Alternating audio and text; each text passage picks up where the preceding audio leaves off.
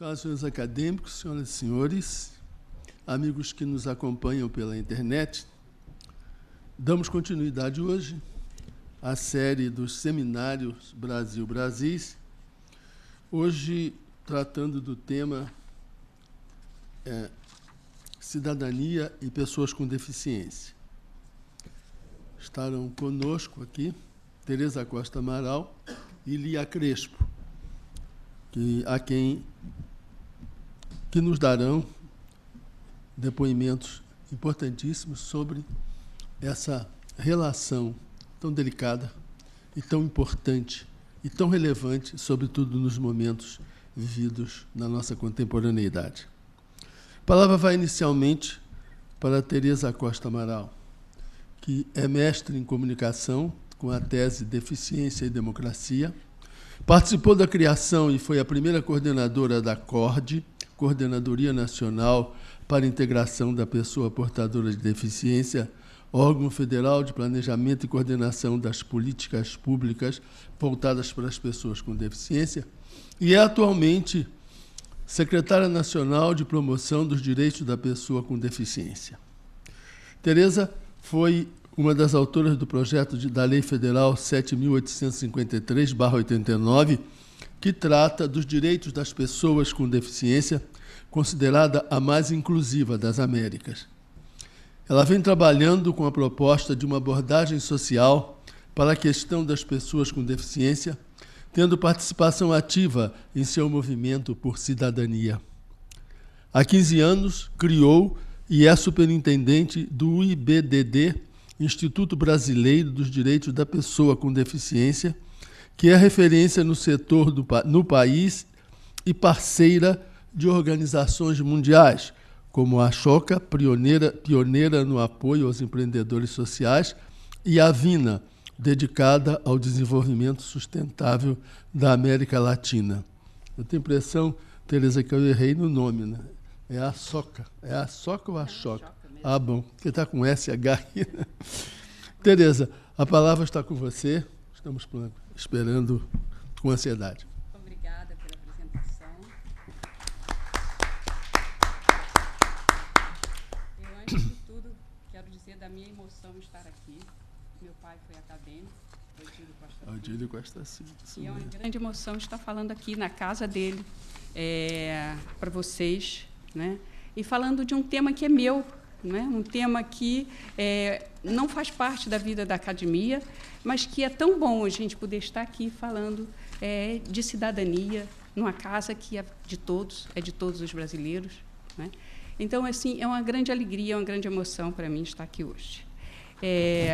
Mas eu preciso, esse é um tema árido, embora hoje seja um tema que já começa a circular, é um tema árido, é um tema difícil. Então, eu gostaria de encantar a todos que me ouvem aqui, a todos que nos veem pela internet. Eu gostaria, diante de tudo, ter esta ousadia de querer encantar, querer conquistar a todos para a minha paixão, a paixão da minha vida, que é trabalhar com pessoas com deficiência. Então, eu vou passar um pequeno vídeo para que a gente possa entrar neste ambiente, que, para mim, é um ambiente de encantamento, né, e de emoção.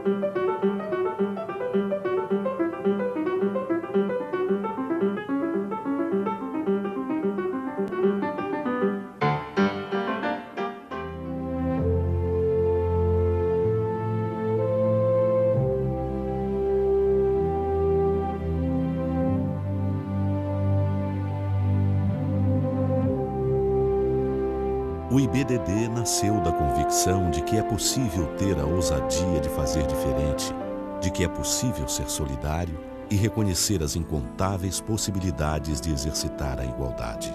Para as pessoas com deficiência, é um desafio diário exercer o simples direito de ir e vir, poder frequentar a escola escolhida, ter uma prótese adequada. Seguir sua vocação, ter um emprego, tudo exige um esforço avassalador.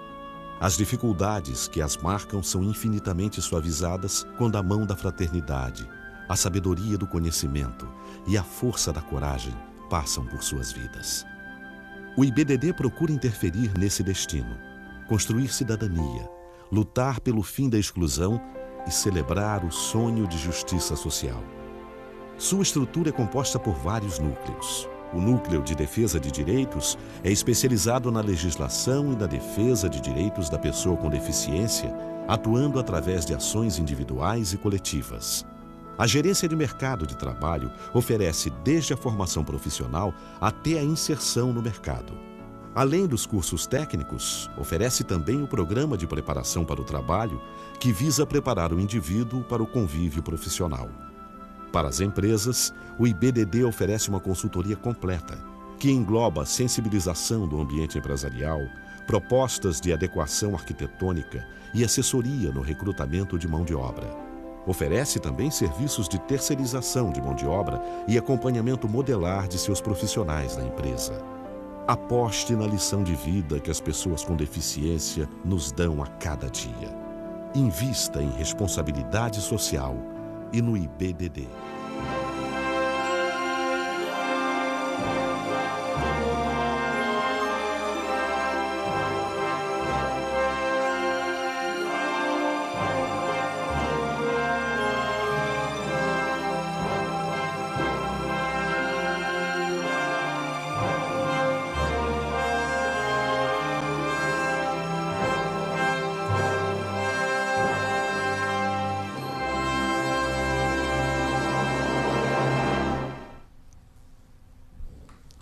Eu espero que esse seja o começo, né, de uma conversa em que a paixão pelo tema e o envolvimento na questão das pessoas com deficiência, cidadã brasileira antes de tudo, a gente possa ter começado com esse filme. Esse filme tem quase 10 anos e até hoje me encanta. Eu não consigo deixar de ver cada detalhe dele e me emocionar com cada detalhe dele, né, e com cada surpresa que ele nos traz como um vídeo institucional. Então, assim, eu acho que o que nós precisamos começar a entender é quem é a pessoa com deficiência, quem são deficientes. E essa parece uma questão banal, mas ela não é uma questão banal. Porque vocês imaginem que, se perguntarmos quantos são os deficientes no Brasil, nós vamos ter uma discrepância muito grande. E essas duas questões estão intimamente ligadas. Quem é o deficiente e quantos são os deficientes no Brasil? Segundo dados da ONU, 10% da população brasileira tem algum tipo de deficiência. Segundo dados do IBGE, 24,6%. Alguma coisa está diferente nessa contagem, né? E, pela legislação brasileira, a pessoa com deficiência é aquela que tem alguma limitação. Isso está bem definido em um decreto, e é preciso que a gente lembre que todas essas questões elas mudam constantemente, por isso está definido em um decreto, né?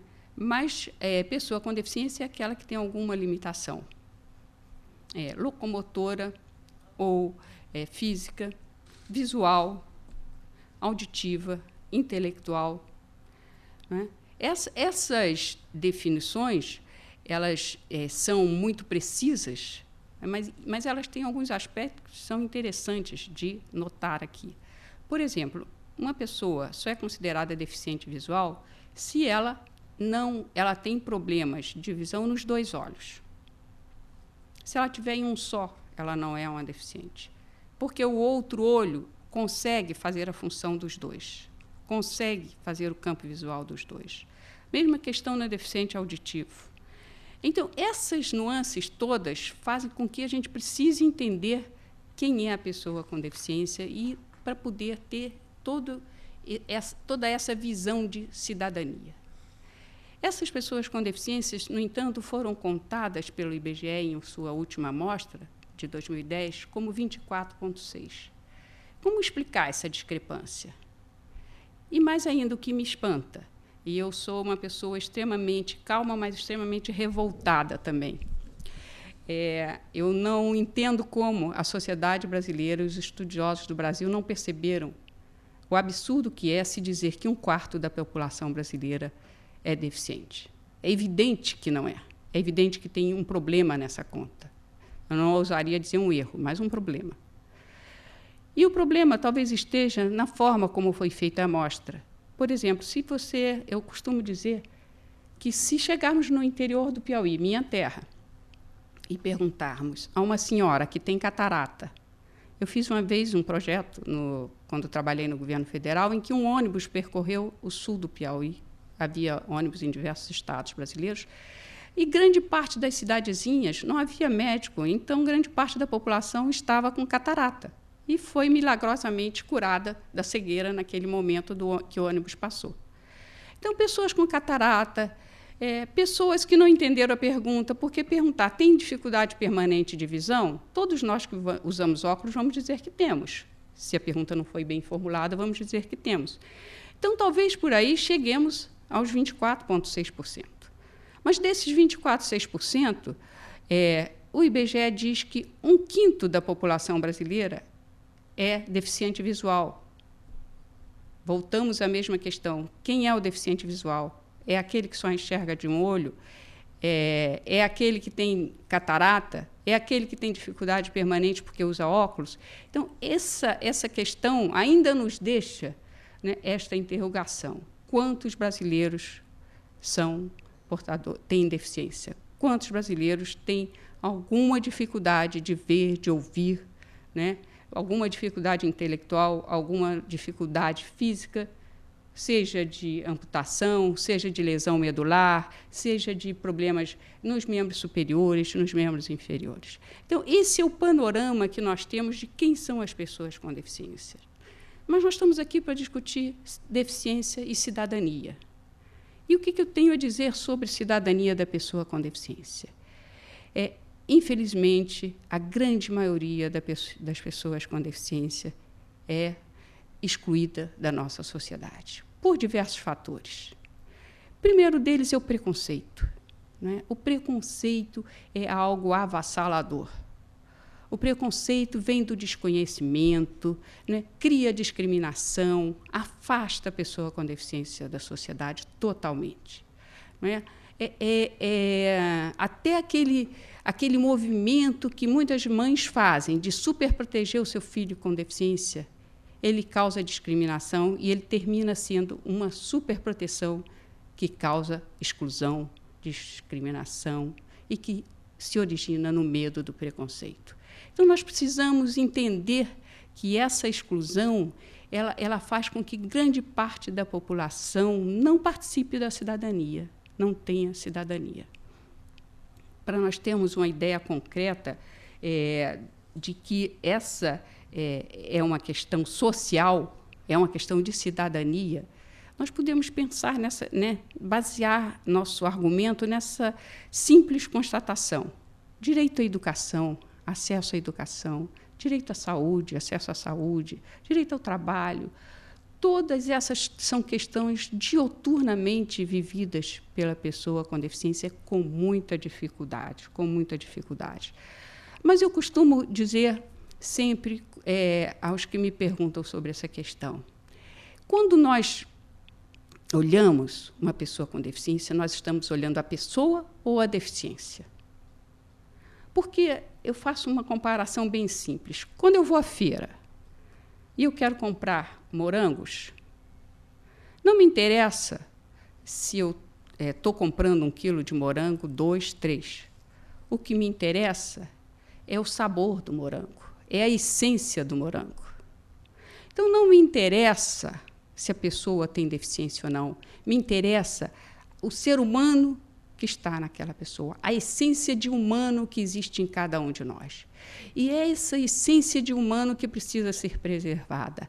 É essa essência de humano que precisa ser diuturnamente lembrada por todos aqueles que trabalham com pessoas com deficiência e que veem a discriminação ser avassaladora no nosso país ainda.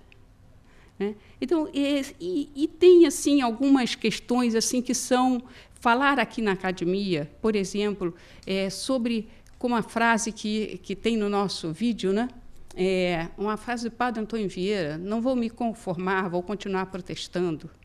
E vou protestar e vou procurar meios de protestar com uma forma que possa ser uma forma compreendida por todos. O homem mais importante do século XX, e eu acredito que ninguém vai me contestar nessa afirmação, foi Franklin Roosevelt. Foi o homem mais importante por quê? Porque ele simplesmente fez os Estados Unidos que nós vemos hoje, não só por isso, porque ele fez parte do fim da guerra, também por isso, né? Porque ele teve 4 mandatos, foi o único presidente que conquistou 4 mandatos, também por isso.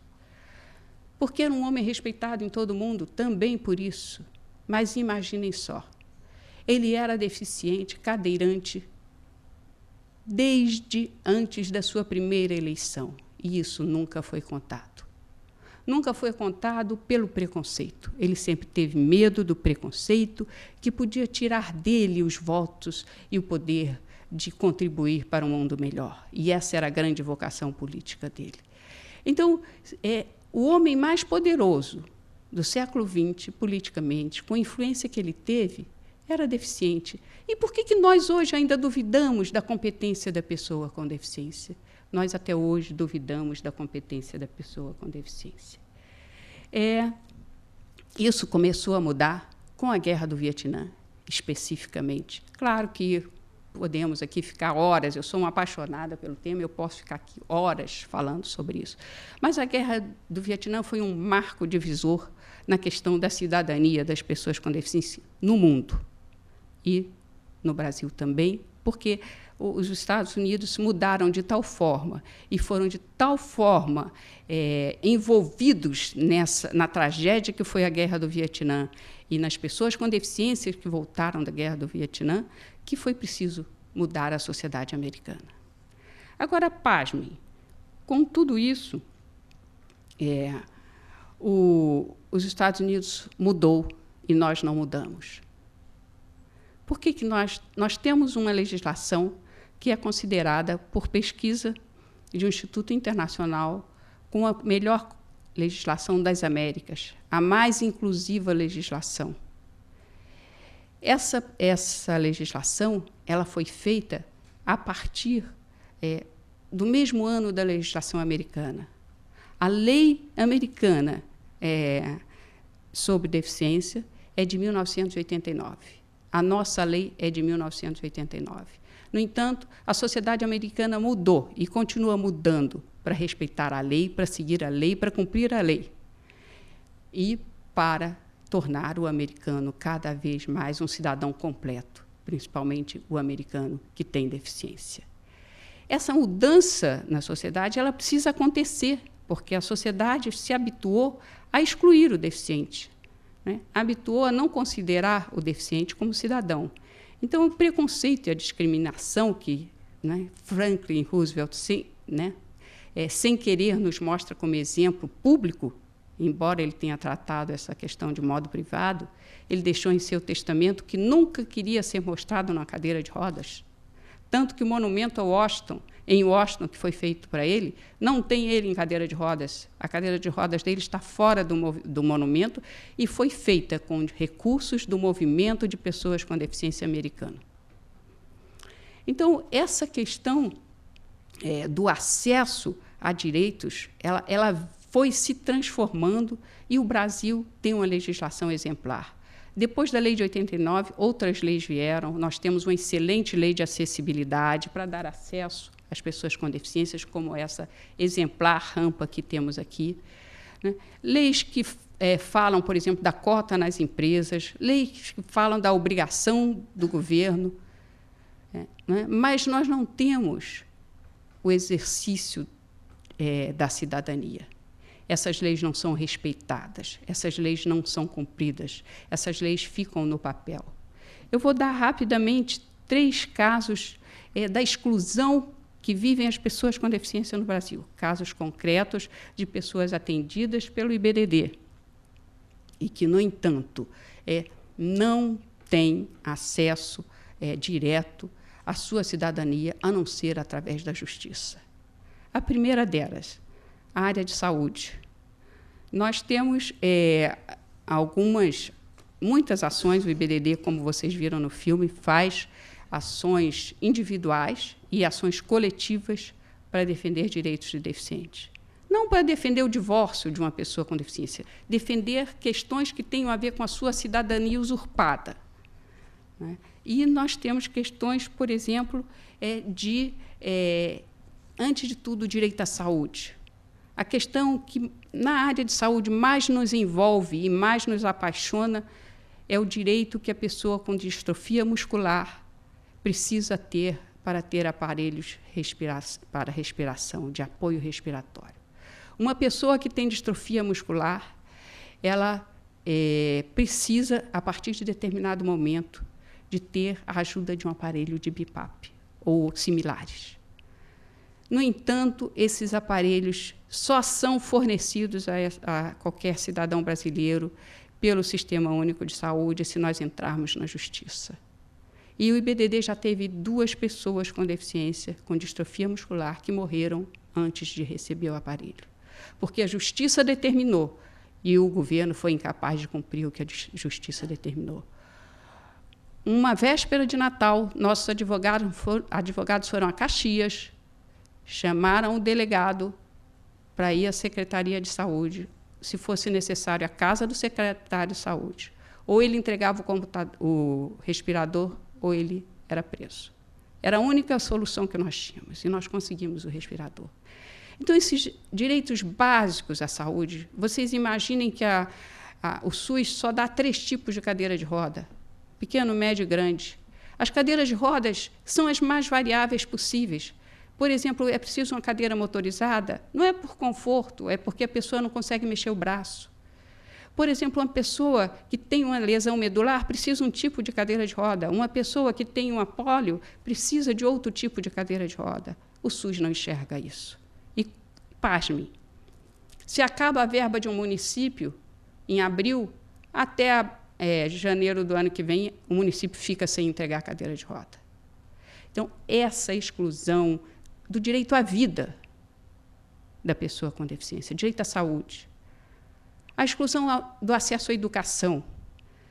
Nós temos um caso exemplar no IBDD de um rapaz que passou no vestibular para a ciência da computação na UFRJ, cadeirante, tetraplégico. Olha que maravilha de esforço ter conseguido passar no vestibular para a UFRJ, para a ciência da computação, que não é fácil. Mas ele não tinha como ir para a faculdade. Foi preciso que o IBDD interferisse na questão. E nós dissemos a ele: peça à Secretaria do Deficiente, a Prefeitura tem uma Secretaria do Deficiente, que boazinha que a Prefeitura nos faz um favor de dar uma secretaria. Nós não queremos favor, nós queremos direito de cidadania. E a Secretaria respondeu: sim, nós podemos dar o transporte. Toda terça de 10 ao meio-dia. Quem é que faz uma faculdade toda terça de 10 ao meio-dia? Foi preciso, então, que o IBDD, com essa prova, entrasse na Justiça e que a Justiça desse a ele o direito de ter um transporte acessível para fazer a sua faculdade e para ter o seu processo de educação concluído. E eu passaria aqui também horas descrevendo sobre direito à educação e a dificuldade que é o acesso à educação. Ninguém é cidadão sem ter acesso à educação. E ninguém é cidadão sem ter acesso ao trabalho, fechando o ciclo da cidadania. O acesso ao trabalho, nós temos o caso de uma exemplar, de uma merendeira, que era amputada de um braço. Ela procurou o IBDD porque ela passou num concurso em Rio das Ostras. E, quando foi tomar posse, não aceitaram que ela passasse no exame admissional de saúde. Ora, um exame admissional de saúde tem que dizer se ela está bem de saúde, se a pressão dela está boa, se ela não tem tuberculose, ainda é daquele tempo, né? Enfim, questões básicas de saúde. Mas a pessoa que era encarregada negou, porque disse que ela não tinha condições de saúde de ser merendeira. Ela nos procurou e nós conseguimos da prefeitura que ela fizesse uma prova prática. Ela tinha sido caseira a vida inteira, ela tinha feito tudo sem um braço. Ela fez a prova prática e, dos 12 itens, 8 ela passou sem dificuldade nenhuma. Ela tomou posse e passou a ser a pessoa mais querida da escola, o centro de referência, porque ela tinha bom humor, porque ela tinha alegria do trabalho, de ter conquistado a independência dela. Né? Ninguém carrega uma panela de 10 quilos sozinha. Não adianta ter os 2 braços. Então, foi preciso entrar na justiça para que ela conseguisse o direito ao trabalho. Então, esse quadro de exclusão, esse quadro de omissão, ele precisa mudar. Eu acredito que nós possamos, para concluir, fazer esse raciocínio de que nós temos uma legislação exemplar, ou seja, o poder legislativo, por mais difícil que seja, e ele ainda tem muito a aperfeiçoar nas nossas leis, mas o poder legislativo está do nosso lado. Temos leis exemplares. O poder judiciário, quando chamado a se pronunciar, está do nosso lado na grande maioria das vezes. Mas o poder executivo não está do nosso lado. Nós temos que começar a mudar.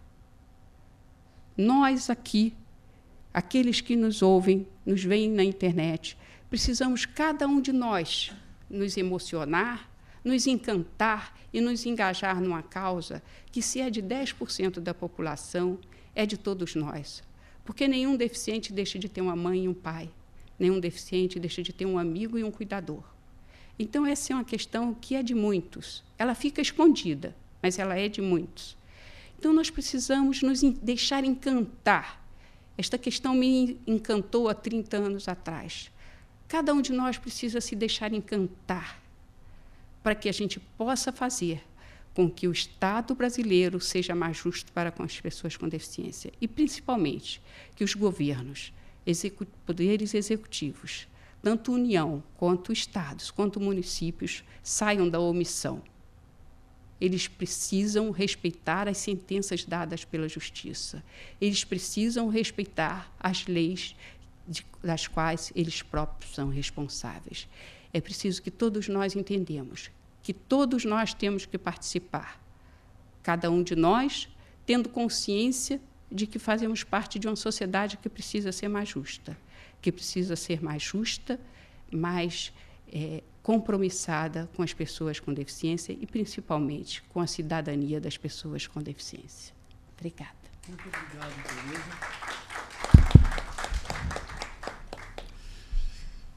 Ouviremos agora a Lia Crespo, que é jornalista, com mestrado em Ciências da Comunicação, Informação e Deformação, a imagem das pessoas com deficiência na mídia impressa. Fez o doutorado em História Social, com a tese da invisibilidade à construção da própria cidadania, os obstáculos, as estratégias, as conquistas do movimento social das pessoas com deficiência no Brasil, através da história de vida de seus líderes. Ativista do movimento social das pessoas com deficiência, Lia, desde 1980, nesse movimento, é também autora do livro infantil Júlia e seus Amigos, Nova Alexandria, 2005, que trata de deficiência e a importância da amizade para a construção de uma sociedade para todos. Com a palavra, Lia Crespo.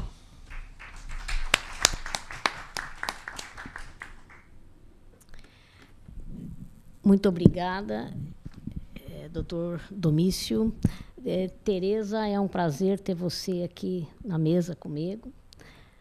É uma honra para mim estar aqui, ter sido convidada a participar desse seminário, né? Eu que quase não viajo mais, por conta das 1001 dificuldades que a gente encontra nessa vida, né? Eu não pude recusar esse convite, né? Eu queria dizer, Tereza, que concordo com tudo que você disse, né? Eu acho que, de fato, essa coisa do censo deve ter alguma coisa errada aí, né? Eu também não acredito nesses 24 e lá vai cacetada por cento de deficientes, né? Eu acho que, sem dúvida, alguma coisa está errada aí. E concordo também quando você diz que, de fato, as leis são todas muito boas e que muito poucas delas são, de fato, cumpridas, né? E que, de fato, a cidadania das pessoas com deficiência ainda está aquém do que deveria, né? Mas, na minha apresentação, né, eu coloco um pouco, tento colocar um pouco uma outra visão, né? A de que, apesar disso, né, apesar de concordar com tudo isso, nem poderia discordar, porque é a realidade, né? Mas eu, mesmo assim, eu reconheço que houve muitos avanços, né? E eu, então, não posso deixar de falar de cidadania das pessoas com deficiência sem falar do movimento das pessoas com deficiência, né? Então, se você puder voltar um pouquinho, por favor, nos slides. Então,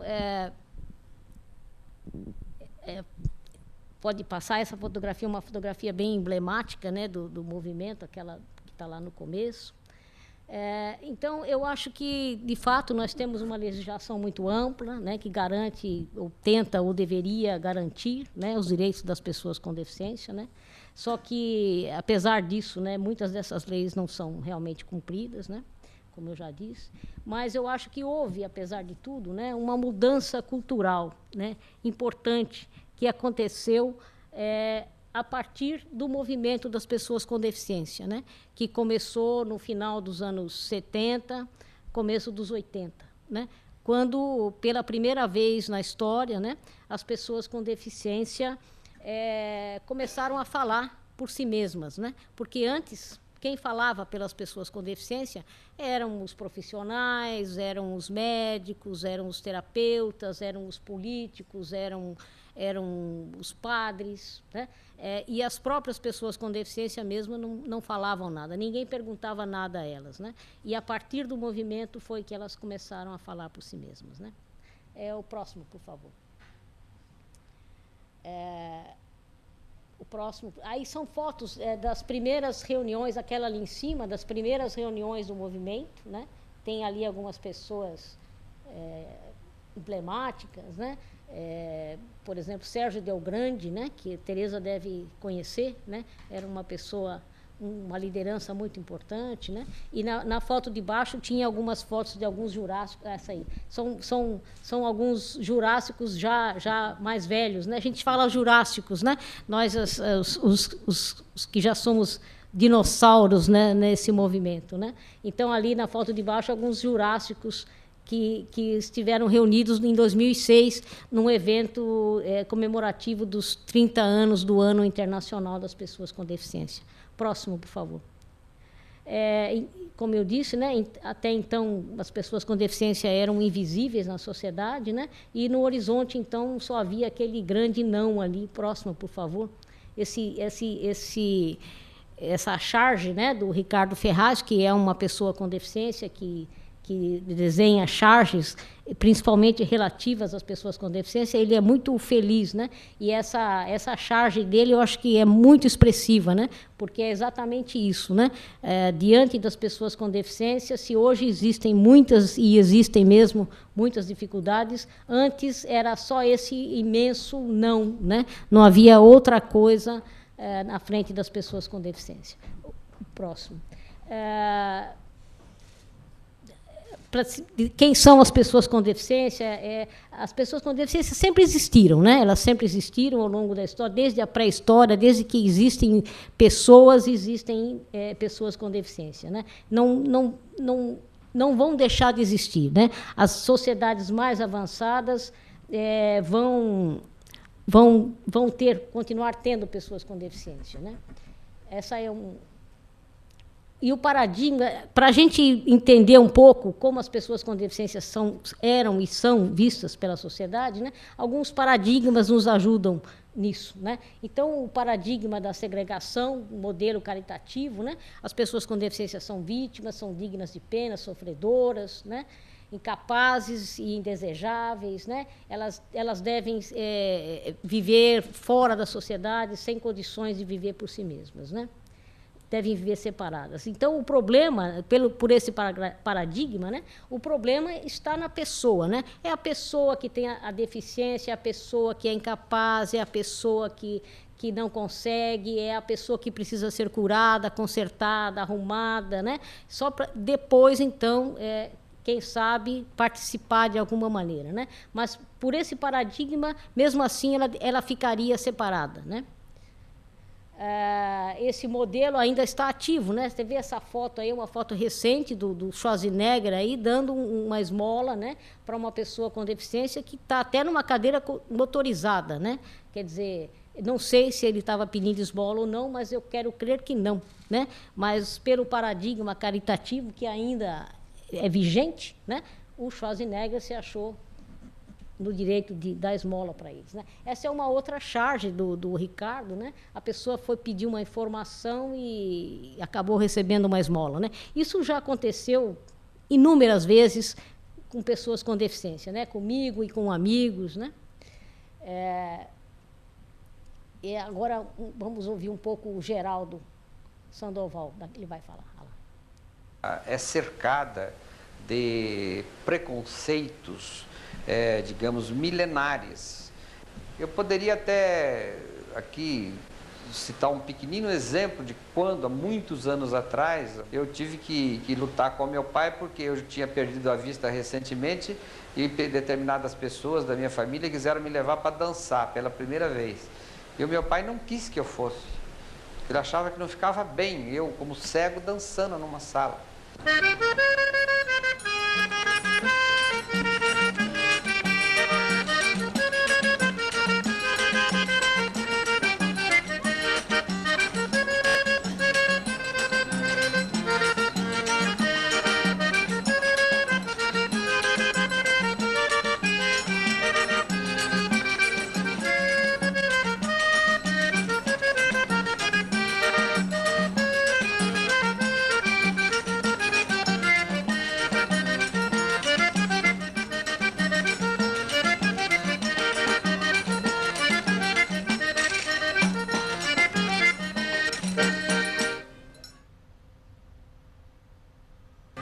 É importante ressaltar que a gente tem uma cultura, que é uma cultura não só brasileira, mas uma cultura universal, de que a deficiência é ligada à inutilidade. E sempre foi tratada a deficiência, a própria assistência aos deficientes, de uma forma paternalista, como se coisas fossem coisas de benemerência, coisa de assistencialismo. Pode passar para o próximo? Depois, então, do paradigma da segregação, né, temos o paradigma da inclusão, que ele é apoiado pelo modelo médico, né, o modelo individual, né? A deficiência é uma tragédia pessoal, né, por esse modelo, né? A deficiência precisa ser curada, consertada, para a pessoa poder participar, né? A sociedade não precisa mudar, né? Quem precisa mudar é a pessoa com deficiência, né? Então, o problema está no indivíduo, ele precisa de instituições especiais, de assistência social, é ele que não anda, que não fala, é um caso médico, precisa de cura, cuidados profissionais, hospitais, transportes especiais, escolas especiais, emprego apoiado, né? Foco, todas essas ações em cima do sujeito. 800 pacientes por dia. E uma das filosofias que norteia o atendimento de crianças portadoras de defeito físico na CD é o seguinte: nós procuramos atender sempre aquelas crianças reabilitáveis, aquelas crianças e adolescentes que têm um potencial de reabilitação, isto é, aquelas crianças que podem ser reabilitadas e podem ser reintegradas à sociedade como elementos úteis. Aqueles pacientes com defeitos físicos graves ou que têm um pequeno potencial de reabilitação, a CD também atende por razões humanitárias, mas ela dá preferência ao atendimento de crianças que têm potencial de reabilitação. Dr. Ivan, eu conheci pessoalmente e eu admirava muito, era uma pessoa extremamente dedicada à causa das pessoas com deficiência, né? Muitas vezes demos palestras juntos, ele primeiro, eu depois, ou vice-versa, né? Mas ele é o retrato, né? É o retrato escrito do modelo individual, do modelo médico da deficiência, né? Vocês viram na fala dele, né?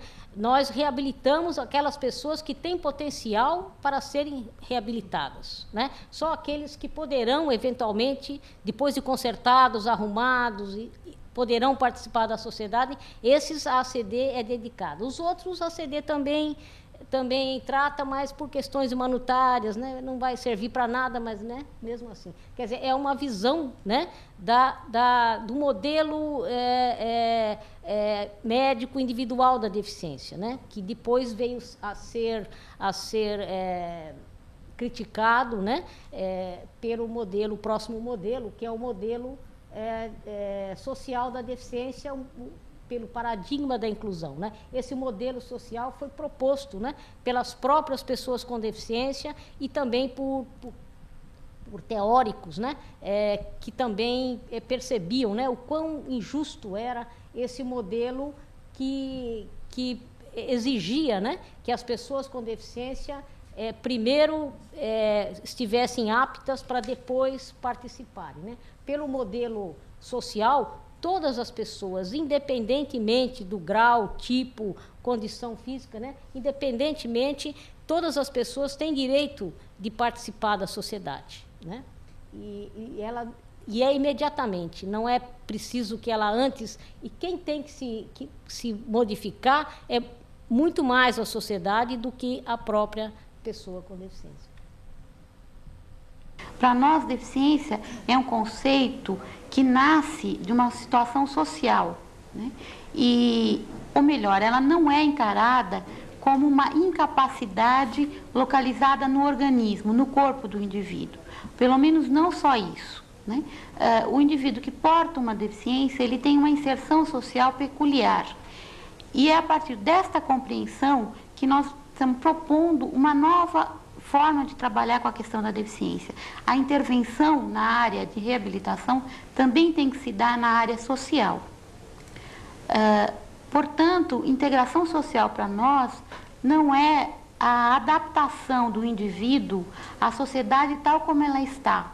Não é enquadrar o indivíduo a um padrão de normalidade que a sociedade tem como ideal.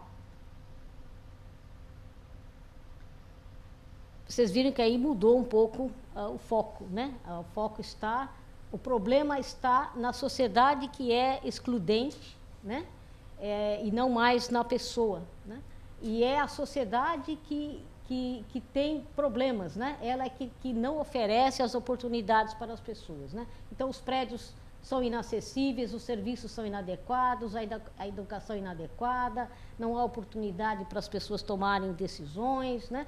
Há muito preconceito, discriminação, como bem colocou a Tereza, né? Os direitos humanos básicos são negados, né? A pobreza a que essas pessoas são relegadas, o desemprego. E essas são, na verdade, esses são problemas muito mais... que atuam muito mais e limitam muito mais a participação das pessoas na sociedade do que a própria deficiência em si, né? O próximo, por favor. Então, o foco agora muda, né? A deficiência é um problema social e não da pessoa, né? E é a sociedade, então, que tem que fazer a sua parte também, né? Ainda, então, que muitas, né, que ainda se precise ser conquistado muito, ainda que a legislação, de fato, como a Tereza muito bem colocou, não é cumprida como deveria, né? Ainda que, de fato, e é uma realidade que a maioria das pessoas com deficiência está excluída, né? É um fato que as pessoas com deficiência, a maioria está escondida dentro de suas próprias casas ou estão em instituições, né? Mas, mesmo assim, mesmo tendo essa clareza, né, dessa situação injusta, dessa situação que, sem dúvida, precisa mudar e toda a sociedade tem que trabalhar para isso, né? Mesmo assim, né, eu, que sou uma jurássica, né, tenho que reconhecer que muita coisa mudou, né, e mudou para melhor, né, para as pessoas com deficiência, né? Eu vivi antes, eu sei o que era antes, há 30, 40 anos atrás. Eu sei o que era ser uma pessoa nessa época, eu sei o que era reivindicar, puxa, mas não tem uma rampa aqui, né? E como as pessoas diziam, o quê? Rampa? Rampa? O que é isso, rampa? Né? As pessoas nem sequer se tocavam. Hoje em dia, se eu chego aqui e não tem uma rampa, e eu digo não tem uma rampa, as pessoas vão querer se enfiar embaixo das cadeiras, porque como não tem uma rampa? Né? Então, o foco mudou, a visão de mundo mudou, né? E eu acho que isso, essa mudança cultural, né, que nós vivemos hoje, e reforço mais uma vez, e que está muito aquém ainda do que a gente precisa, né? Mas essa mudança cultural que, comparado com o que a gente não tinha antes, eu acho que é uma mudança muito grande para um espaço tão curto de tempo, né? Apenas 30 e poucos anos, né? Eu acho que essa mudança a gente deve, eu acredito, e acho que é um fato também, né, se a gente for analisar, que a gente acredita isso ao movimento das pessoas com deficiência, às próprias pessoas com deficiência, né, que se organizaram nacionalmente. O primeiro evento mais significativo foi o primeiro encontro nacional de pessoas com deficiência realizado em Brasília. As pessoas deficientes conseguiram realizar esse evento sem apoio algum do poder executivo, legislativo ou de empresários, sem nenhum patrocínio. Parecia que eram o pessoal que estava chegando de uma guerra, né? Porque só tinha amputados, né? Cadeirantes, né? Então, nossa, você olhava e falava, mas caramba, mas tem tanto deficiente assim no Brasil, né? E aquilo ali era uma representação pífia, né?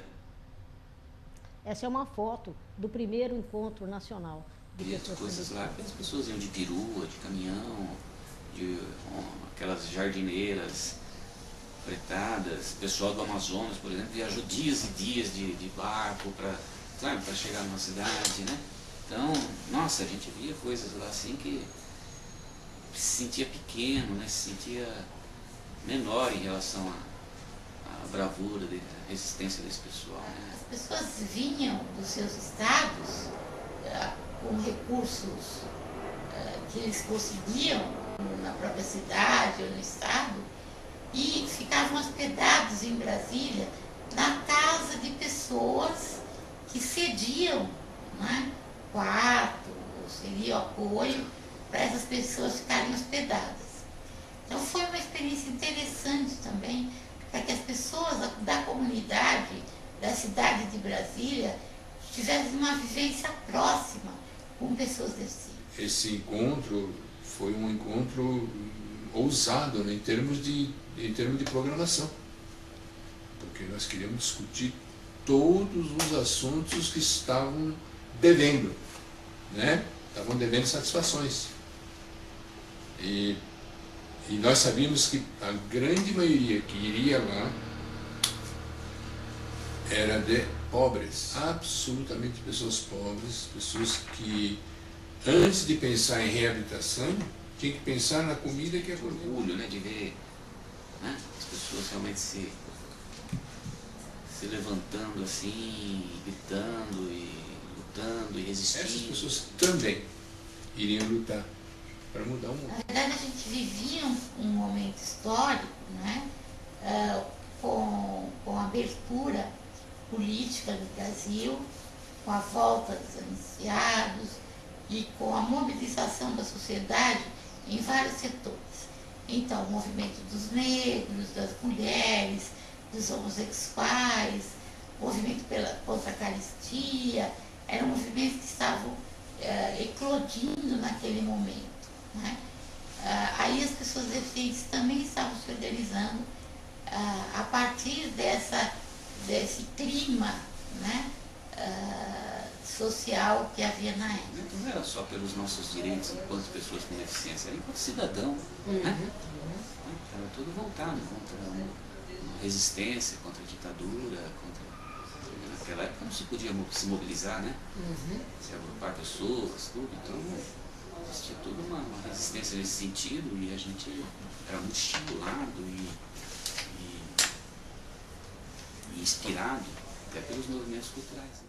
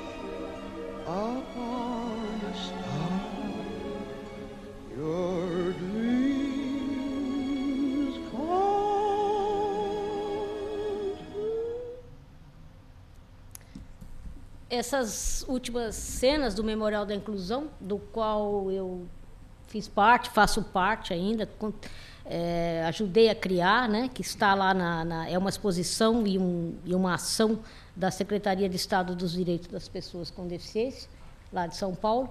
E esse é o memorial que conta, então, a história do movimento das pessoas com deficiência, né? Por isso, eu fiz questão de mostrar de alguma maneira para vocês, né, que existe essa história, né, que, na verdade, nada caiu do céu, né? Pouco ou muito é resultado da luta das pessoas com deficiência. Muito obrigada.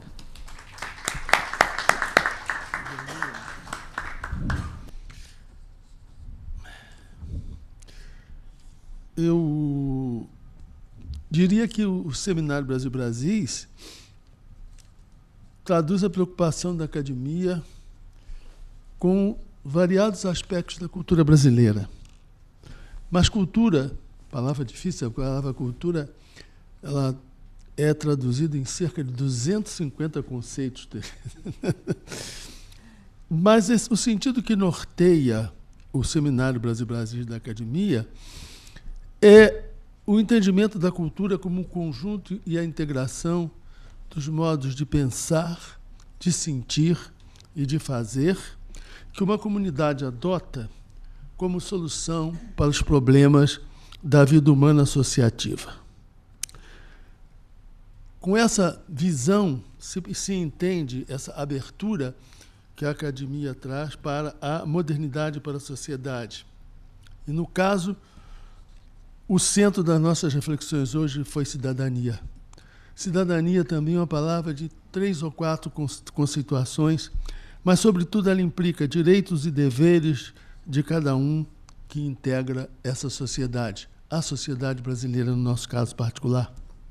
E eu espero que as palavras de Tereza e de Lia mobilizem a nossa reflexão, mas, sobretudo, a nossa atuação consciente e assumida na defesa da integração social da pessoa com deficiência em nosso país. Para além dos paradigmas ultrapassados, como Lia procurou demonstrar, sem preconceitos, sem discriminação, como ambas caracterizaram aqui, em nome da plenitude da condição cidadã. A academia agradece, e eu pessoalmente, como coordenador do seminário, a Tereza Costa do Amaral, que nos lembrou aqui o nosso saudoso e querido Odilo, a sua presença, a sua dedicação, o seu empenho pela causa, um empenho que ficou claro aqui, o entusiasmo e a garra com que Tereza põe na sua atividade, na sua atuação. A Lia, por sua presença eloquente, pela assunção, Lia, da sua condição cidadã, testemunhada na sua presença. Muito obrigado e convido a todos para o próximo Seminário Brasil Brasis, em 29 de agosto, sempre uma quinta-feira, em que trataremos de um tema bastante instigante, para usar uma palavra da moda, não tão da moda, é um pouco antiga, né? Você falou em Jurássico, eu já fui imbuído da condição Jurássica. Mas o tema é sempre atual e sempre presente. O livro do mundo e o mundo dos livros. Aqui estarão conosco Regina Zilberman e Dolores Pades. Muito obrigado. Está encerrado o seminário.